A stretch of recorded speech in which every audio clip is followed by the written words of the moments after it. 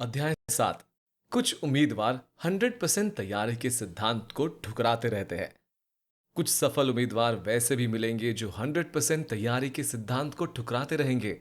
दरअसल वह 100% तैयारी सिद्धांत को नहीं जानते हैं, या जानते हैं लेकिन आपसे साझा करने की इच्छा नहीं रखते, या उन्हें यह लगता है कि आप इन सिद्धांतों को खुद जाने, विकसित करें, या वे यह मानते हैं कि आप अपनी आजीविका और प्रगति के लिए स्वयं जिम्मेदार है, तो आपको स्वयं ही ऐसे सिद्धांतों को विकसित करना चाहिए या विकसित करना आना चाहिए, या सफलता का जो रहस्य वह जानते हैं, जबकि यह कोई रहस्य है ही नहीं जिसे अध्ययन के दौरान उन्होंने अनुभव किया है।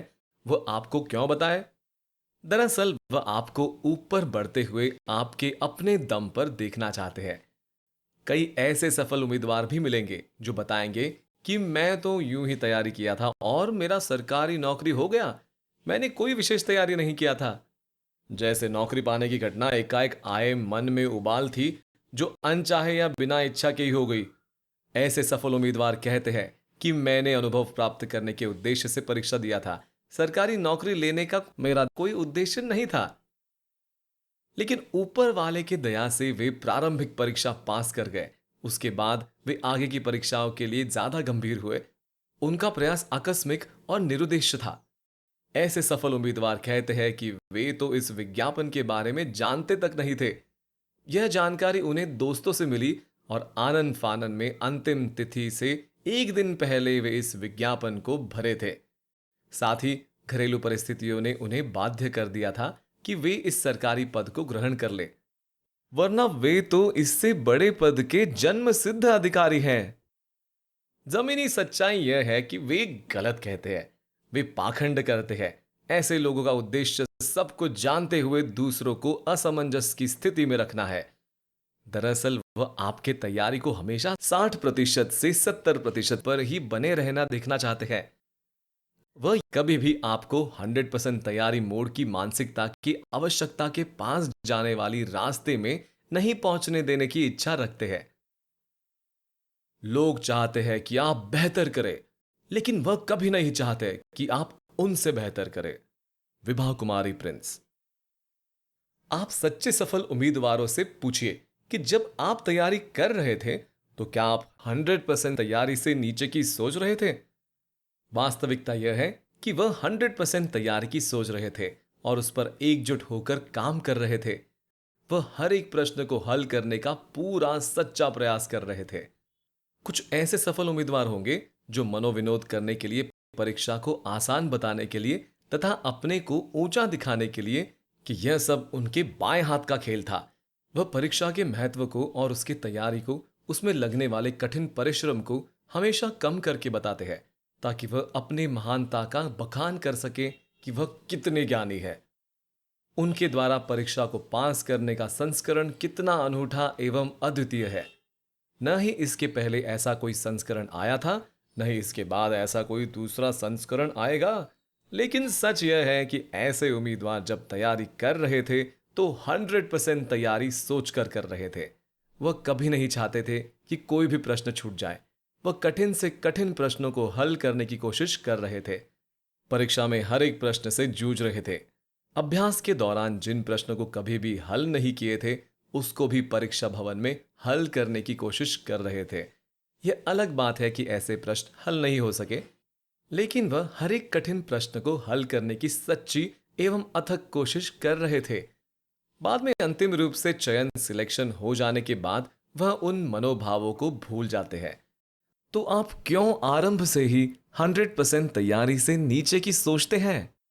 आपको यह सिद्धांत मानना ही नहीं चाहिए कि आप 100% से कम तैयारी के मोड में रहेंगे। त्योहार आएंगे, त्योहार जाएंगे, त्योहार के दिन हम 100% तैयारी में रहेंगे।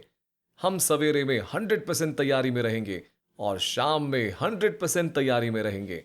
शादी आएगी और शादी जाएंगी, हम 100% तैयारी स्तर को बनाए रखेंगे। रिश्तेदार आएंगे और रिश्तेदार जाएंगे, लेकिन हम अपने 100% तैयारी के मोड से 1% भी पीछे नहीं हटेंगे। हम उस मानसिकता को बनाए रखेंगे। क्या सीमा पर खड़ा रहने वाला सैनिक यह सोचकर बैठे कि पिछले 50 वर्षों से लड़ाई नहीं हुई है और वह आराम कर सकता है क्योंकि दुश्मन का हमला नहीं होगा? उत्तर है नहीं। अगर ऐसा सोचने लगे तो दुश्मन कभी भी उस पर हमला कर सकता है। सैनिक 100% सतर्क रहेगा। उसे जैसे ही दुश्मन के आने की आहट कानों में सुनाई पड़ेगी, वह 100% तैयारी के साथ उस पर हमला करेगा। शादी ब्याह त्योहार अति जरूरी कार्य के समय ठहराव की अवधि आते हैं। उसके बाद हमें तुरंत 100% तैयारी को प्राप्त करना चाहिए। जब आप गाड़ी चलाते हैं और रास्ते में कोई स्पीड ब्रेकर आता है तो गाड़ी की गति को धीरे करते हैं। फिर आप त्वरित एक्सेलरेट करके उस स्पीड को प्राप्त करते हैं जिससे कि आप गाड़ी की गति को न्यूनतम बनाए रख सके तथा पीछे से आने वाले वाहन की टक्कर से बच सके। हमारा मंजिल वह पद पाना है, वह संयुक्त स्नातक स्तरीय लेखा परीक्षक का पद, अकाउंटेंट का पद, डाटा एंट्री ऑपरेटर का पद, इंस्पेक्टर का पद, असिस्टेंट का पद, सहायक लेखा अधिकारी, सहायक लेखा परीक्षा अधिकारी का पद पाना हमारा अंतिम लक्ष्य है। इसलिए ठहराव आने के बाद, शादी होने के बाद, त्योहार समाप्त होने के बाद हम अपना तैयारी 100% पर क्यों नहीं लाए? लोग कहेंगे, अरे अभी शादी से आए हो, थोड़ा तो आराम कर लेते, एक हफ्ते आराम कर लेते या आज आराम कर लेते, तुम फिर पढ़ने लगे। वह यह नहीं जानते कि जब परीक्षा में प्रश्न पत्र आएगा तो उसमें यह नहीं पूछा जाएगा कि आपने आराम किया था या नहीं किया था।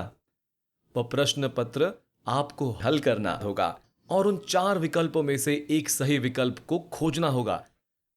अभी जो लोग यह कह रहे हैं कि थोड़ा आराम कर लो या आज आराम कर लो, तो सवाल उठता है कि आराम क्यों कर लो?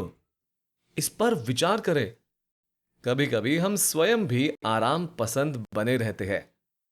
हमें जितनी जल्दी हो उस 100% तैयारी मोड में आना है। आराम हराम है। स्वतंत्र भारत के प्रथम प्रधानमंत्री श्री जवाहरलाल नेहरू।